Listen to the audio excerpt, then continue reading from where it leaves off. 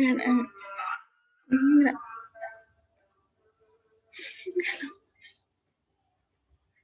terusnya ngecasnya bukan.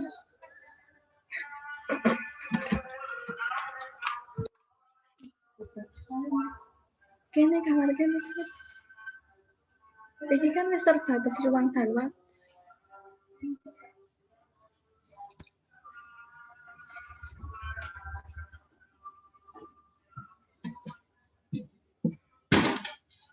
Langsung saya mulai saja ya teman-teman. Mana sana Mbak?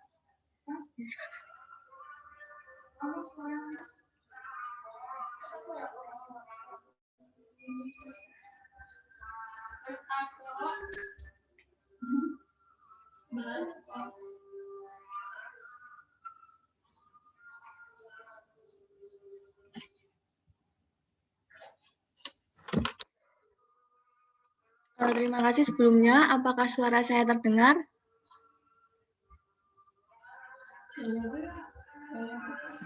Terdengar.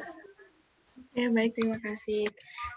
Sebelumnya perkenalkan, nama saya Nail Makfiro dengan NIM P1337424120023 dari Prodi D3 Kebidanan Semarang ya teman-teman. Di sini saya akan melakukan penyuluhan mengenai bahaya salah.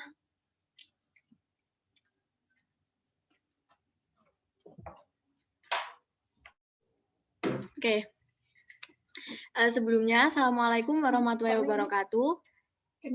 Perkenalkan, nama saya Nail Makfiro dengan NIM P1337424120023 dari Prodi D3 Kebidanan Semarang. Di sini saya akan melakukan penyuluhan mengenai pencegahan bahaya stunting pada anak. Nah, sebelumnya kalian tahu nggak apa itu stunting? Tidak. Belum.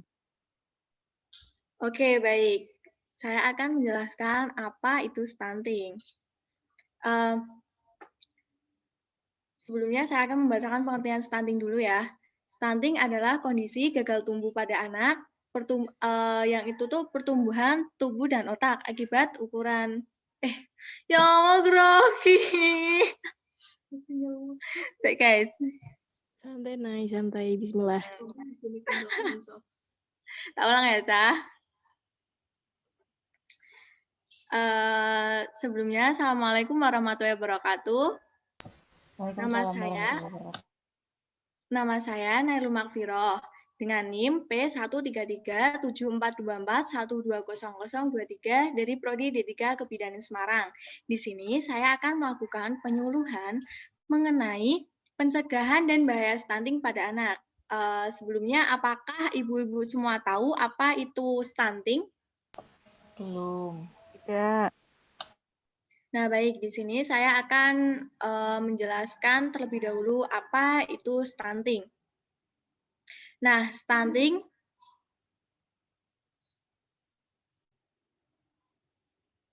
adalah kondisi gagal tumbuh pada anak akibat kekurangan gizi dalam waktu yang cukup lama, sehingga anak lebih pendek atau perawakan itu tuh lebih pendek daripada umur. Salah. Orangnya dia. Semangat. Guys, bisa mana guys? Iki salah kalau tak terjang yakin guys.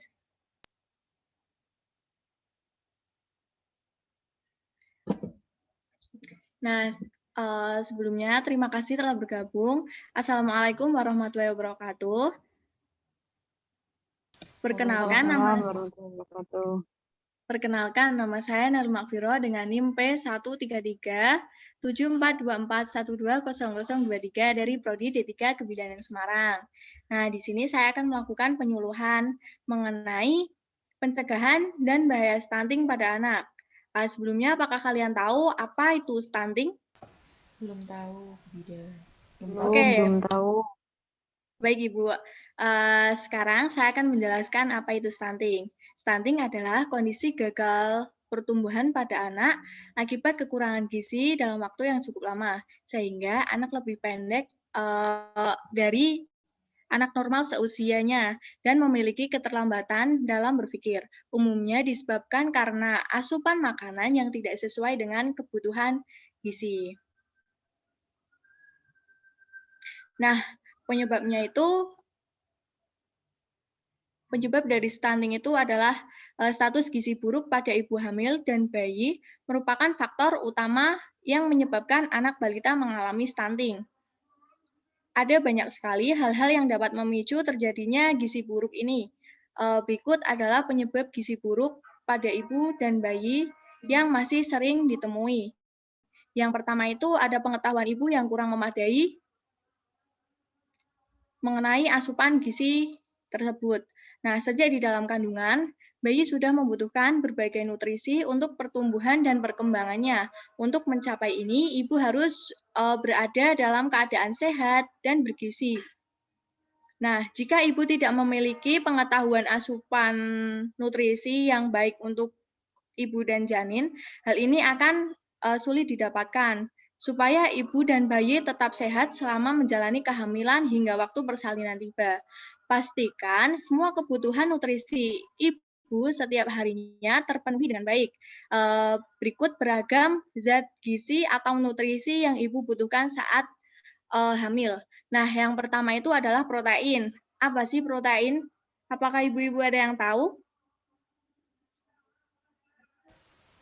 Nah, mungkin belum pada tahu ya ibu-ibu apa protein, tapi mungkin ibu-ibu sering dengar apa nama protein tersebut. Nah, protein adalah nutrisi untuk ibu hamil yang sangat penting untuk memperbaiki jaringan, sel, dan otot-otot yang mengalami kerusakan. Selain itu, protein juga zat gizi untuk ibu hamil yang ikut andil untuk meningkatkan suplai darah pada tubuh. Terlebih selama ibu tersebut dalam masa kehamilan. Tubuh ibu butuh memproduksi darah dengan jumlah 2 kali lebih banyak dari biasanya. Asupan protein yang mencukupi juga mendukung proses tumbuh kembang janin lebih normal atau lebih optimal, terutama perkembangan pada otak. Makanya untuk ibu hamil agar bisa memenuhi protein tersebut bisa dari daging sapi, daging ayam, telur, susu, kacang-kacangan, dan biji-bijian. Menurut AKG, ibu hamil disarankan mengkonsumsi protein sebanyak 61 sampai 90 gram per harinya, tergantung trimester kehamilannya, guna mencukupi kebutuhan nutrisi hariannya. Kebutuhan protein ibu hamil di trimester pertama sekitar 61 gram, kemudian pada trimester kedua sekitar 70 gram, dan pada trimester ketiga sekitar 90 gram. Kemudian yang kedua ada karbohidrat.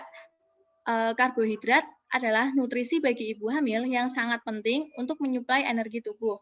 Setelah dicerna dalam perut, karbohidrat akan diubah menjadi glukosa yang menjadi sumber utama energi tubuh.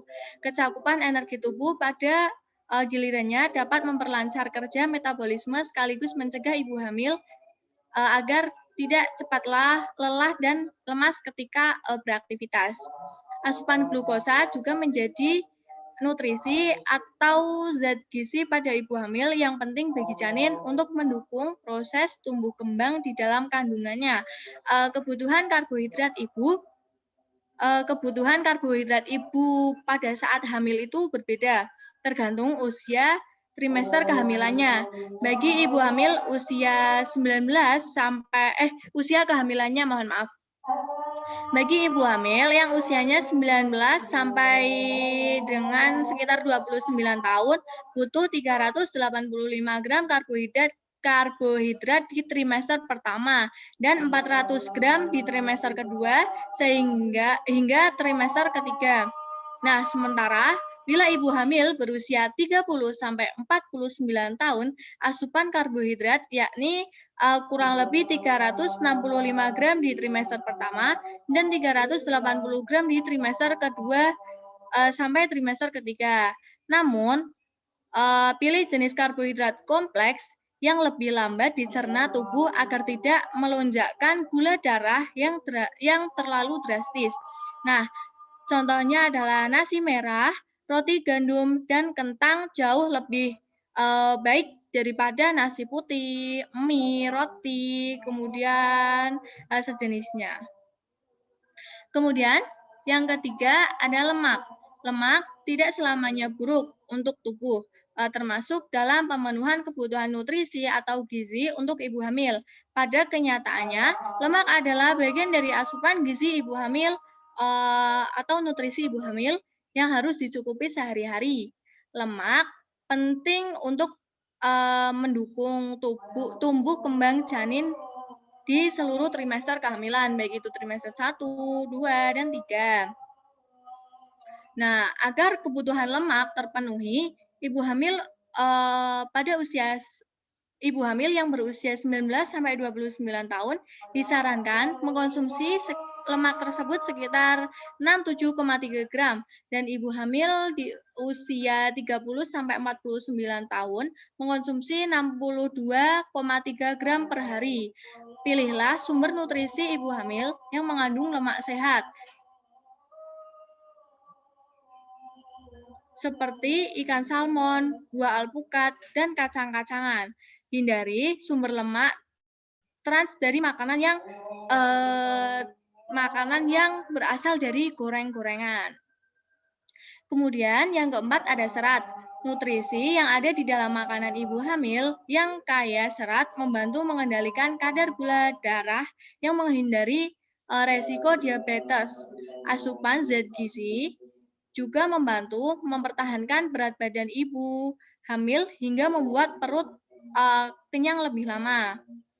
Selain itu, nutrisi ibu hamil yang mengandung serat dapat membantu menjaga kesehatan pencernaan selama ibu tersebut hamil. Calon ibu rentan mengalami sembelit di trimester awal, serta serat tersebut dapat membantu melancarkan pergerakan usus untuk memindahkan sisa makanan sampai ke anus untuk dibuang saat BAB. Nah, kemudian yang kelima ada zat besi. Zat besi adalah salah satu nutrisi ibu hamil yang sangat berguna untuk menambah pasokan darah. Berarti dapat menambah ini ya, teman-teman, darah ya, pasokan darah. Mengutip dari zat besi ini berfungsi untuk membuat sel darah merah seperti yang telah dijelaskan sebelumnya. Tubuh ini membutuhkan pasokan darah 2 kali lebih banyak daripada hari-hari biasa. Maksudnya posisi nggak hamil gitu ya, teman-teman.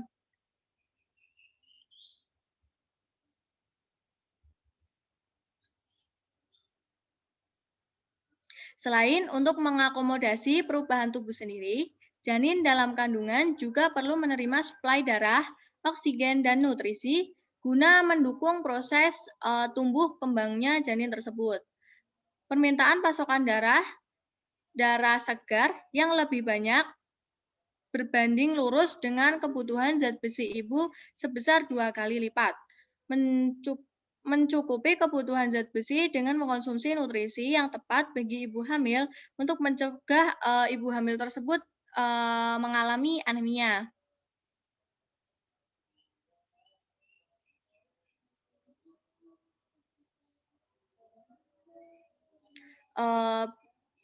Selain dapat ini, ibu hamil juga harus mengkonsumsi makanan, contohnya seperti ayam, ikan, kacang merah, bayam, kubis, dan sayuran hijau lainnya. Dan makanan yang mengandung banyak vitamin C agar dapat membantu penyerapan zat besi dalam tubuh kita, tubuh ibu hamil tersebut. Nah, kemudian yang keenam itu ada asam folat. Asam folat adalah nutrisi untuk ibu hamil yang sangat penting sejak saat perencanaan kehamilan. Asam folat dapat membantu mencegah resiko cacat lahir pada bayi karena mengalami cacat tabung saraf serta kelainan pada otak dan sumsum tulang belakang. Selain itu, asam folat juga dapat membantu mencegah keguguran, kelahiran prematur, dan anemia saat hamil. Kebutuhan asam folat umumnya bisa didapat dari tambahan suplemen atau vitamin prenatal untuk ibu hamil.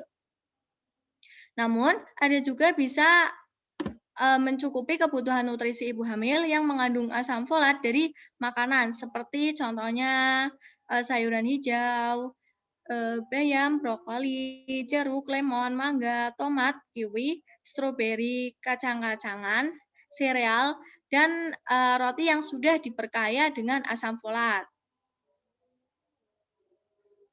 Kemudian yang ketujuh ada kalsium. Nutrisi untuk ibu hamil yang tidak kalah penting adalah ini, kalsium. Selama masa kehamilan, tubuh ibu hamil butuh banyak kalsium untuk mendukung pertumbuhan tulang dan gigi untuk janin. Janin akan mengambil kebutuhan kalsiumnya dari cadangan di tubuh ibu. Jika tidak bisa mencukupi asupan kalsiumnya, itu dapat beresiko besar terkena osteoporosis di kemudian hari. Itu kenapa kalsium itu sangat penting untuk ibu hamil ya, teman ibu-ibu. Nah, kemudian yang ke-8 ada vitamin D. Nutrisi ibu hamil lain yang penting diperhatikan adalah dan yang harus diperhatikan itu adalah vitamin D. Vitamin D merupakan nutrisi bagi ibu hamil yang membantu penyerapan kalsium. Vitamin D juga dibutuhkan oleh ibu hamil untuk membantu pertumbuhan tulang dan gigi pada janin. Ibu bisa mendapatkan vitamin D alami dari sinar matahari pagi, yaitu di bawah jam 9 pagi. Dan pada sore hari, cukup berjemur sekitar 15 menit per hari untuk mendapatkan asupan nutrisi penting ini saat hamil selama itu. Selain itu, vitamin D juga bisa vitamin D juga bisa diperoleh dari sumber makanan seperti susu, jus jeruk, atau sereal. Nah, kemudian yang ke-9 ada kolin. Kolin itu adalah salah satu zat yang sangat penting untuk ibu hamil. Zat gizi yang satu ini membantu untuk menjaga kesehatan tulang ibu serta mencegah tekanan darah tinggi pada ibu hamil. Selain itu, kolin juga diperlukan untuk membantu mencegah bayi cacat dari lahir. Kemudian masalah pada otak dan tulang belakang. Kolin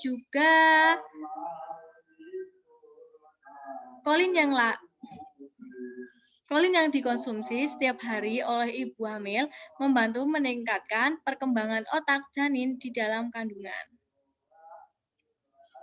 Kemudian yang ke-10 ada vitamin C. Vitamin C merupakan nutrisi bagi ibu hamil yang penting untuk membantu tubuh menyerap zat besi. Selain itu, vitamin C juga dapat membantu menjaga daya tahan tubuh dan untuk memelihara kesehatan.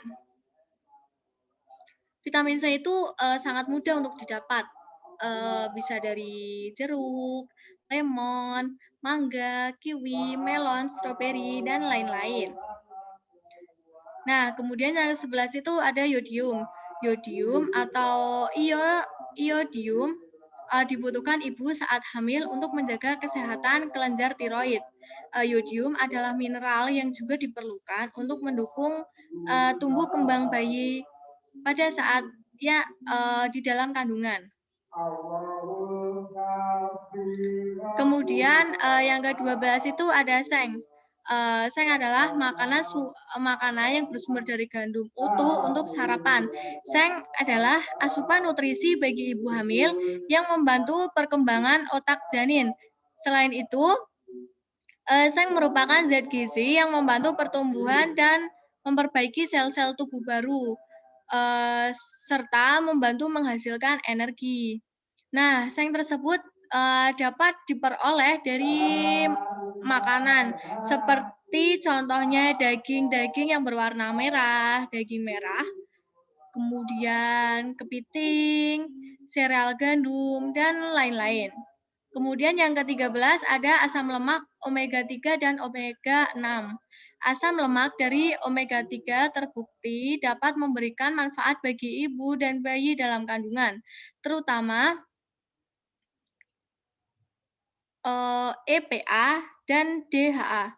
Jenis asam lemak ini sangat diperlukan untuk perkembangan otak, sistem syaraf, dan penglihatan bayi. Asupan asam lemak yang cukup selama kehamilan juga dapat mengurangi resiko kelahiran prematur.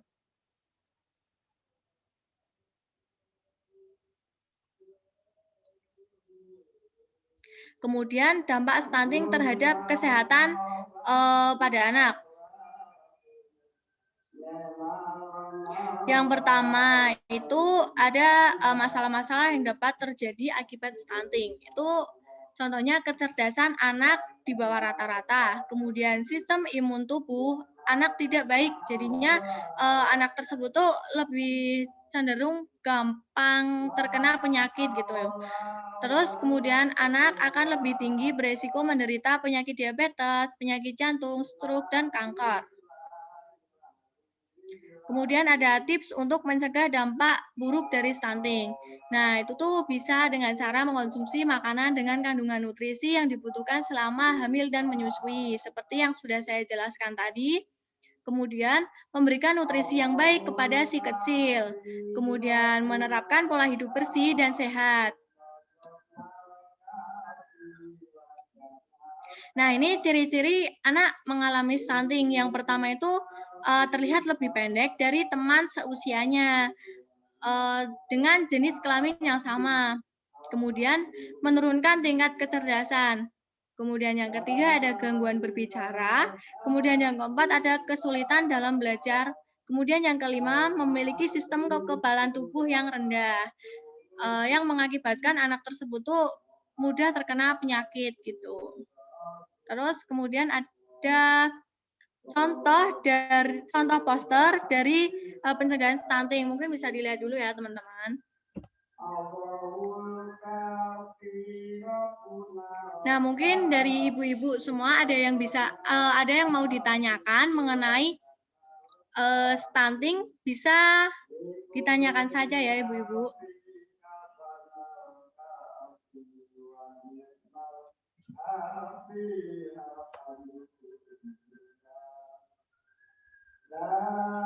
Bu, saya mau bertanya. Ya, boleh.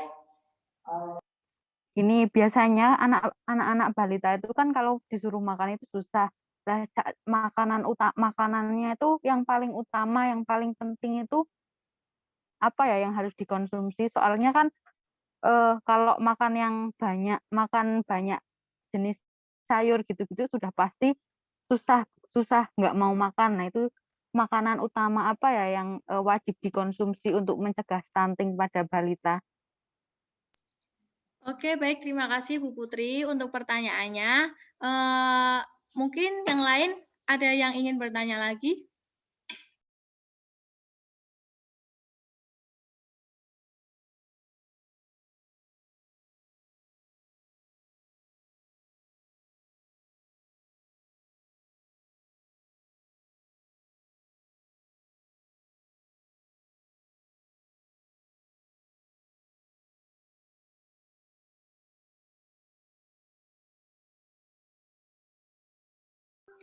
Nah, kemudian ini ada pertanyaan masuk dari Bu Fatmawati ya, Ibu. Bagaimana mengetahui tanda-tanda bahaya anak tersebut dalam kondisi stunting?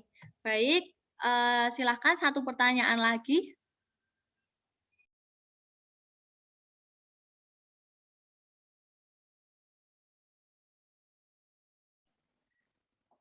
Halo, Assalamualaikum. Izin bertanya. Waalaikumsalam, Bu Nailina. Anak yang sudah terkena stunting itu bisa kembali normal, apakah tidak? Mohon maaf, Ibu, bisa diulangi pertanyaannya? Apakah pertumbuhan anak yang sudah terkena stunting bisa kembali normal, apakah tidak? Baik, atas pertanyaan dari yang pertama tadi dari Bu Putri, kemudian dari Bu Fatmawati, kemudian dari Bu Nailina ya.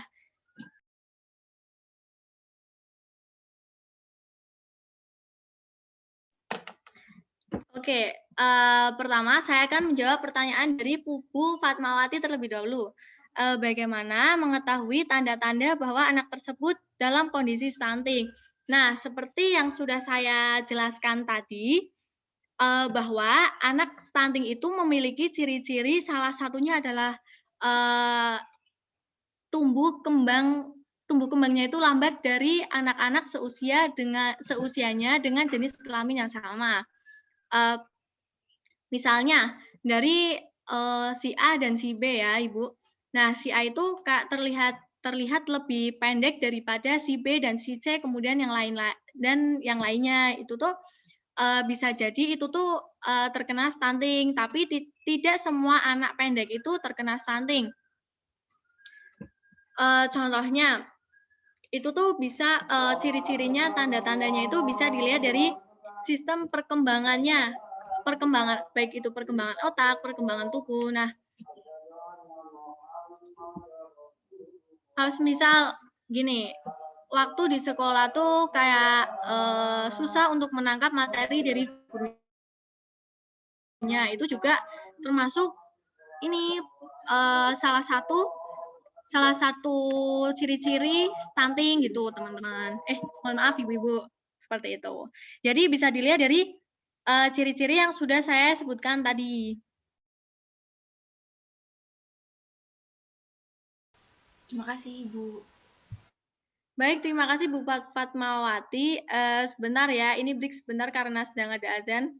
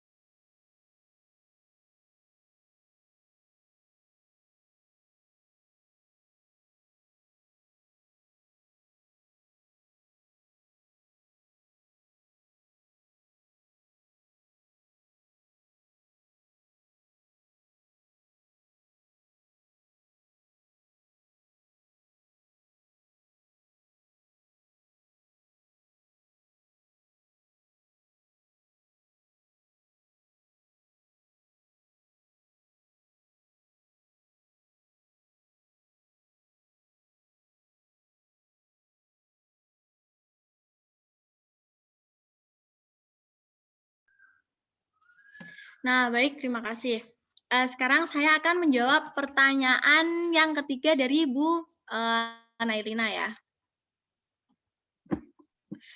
Tadi pertanyaannya, apakah pertumbuhan anak yang terkena stunting itu bisa kembali normal? Maksudnya setelah terkena stunting itu bisa kembali normal. Nah, sekarang saya akan menjawab pertanyaan tersebut.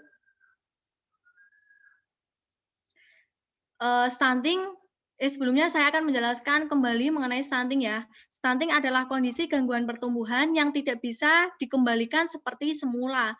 Soalnya stunting itu kayak udah susah karena itu tuh dari dalam kandungan gitu ya, Ibu-ibu.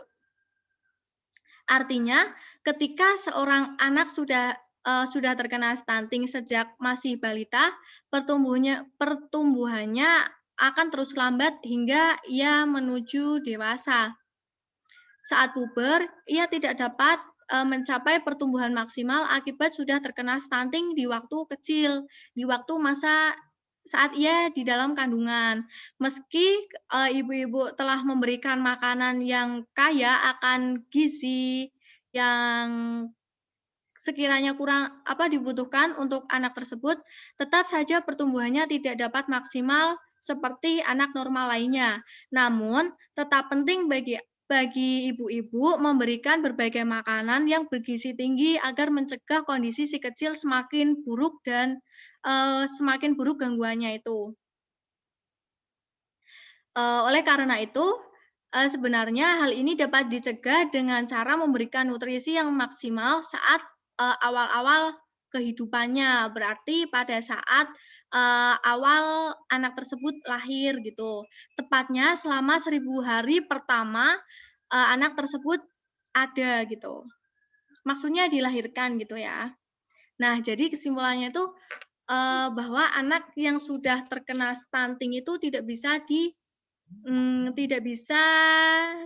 diobati gitu ya, tidak bisa karena itu sudah terkena dari awal sejak ia dalam kandungan gitu. Tetapi bisa dicegah dari pertama bisa dari kandungannya, terus kemudian dari 1000 hari pertama anak tersebut dilahirkan gitu. Bagaimana Bu Nailina?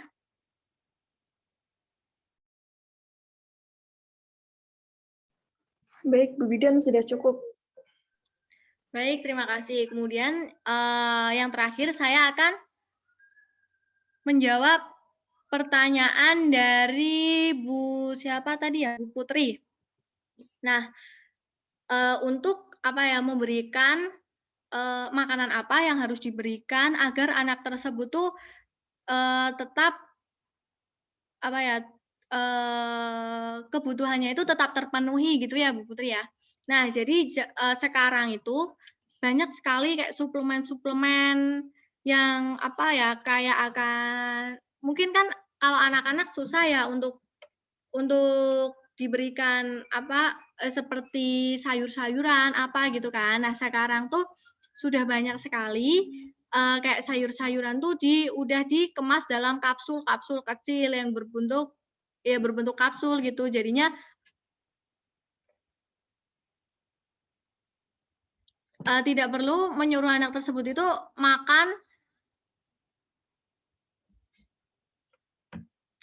makan sayur-sayuran gitu. Jadinya itu tuh berbentuk kapsul gitu. Bisa juga dari kalau semisal anak tersebut tuh kurang zat besi gitu kan juga udah tersedia dalam bentuk-bentuk kapsul. Jadinya zaman sekarang tuh lebih mudah untuk bisa memenuhi kebutuhannya, tidak harus dari buah-buahan, sayur-sayuran gitu. Nah, contoh dari suplemen dari sayur-sayuran hijau yang kayak akan vitamin itu contohnya ada VG. Nah, itu tuh biasa itu udah banyak terdapat sayur-sayuran.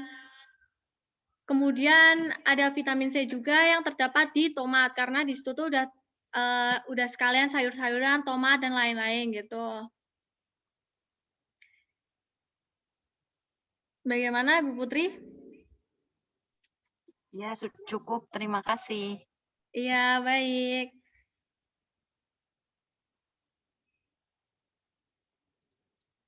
Jika nanti ada yang mau ditanyakan, bisa tanya lagi kepada saya ya, teman-teman. Mohon maaf, Ibu-Ibu. Terima kasih atas waktunya. Apabila ada kesalahan, saya mohon maaf. Terima kasih. Wassalamualaikum warahmatullahi wabarakatuh. Waalaikumsalam warahmatullahi wabarakatuh. Ya, wacak, menurut. Anu dan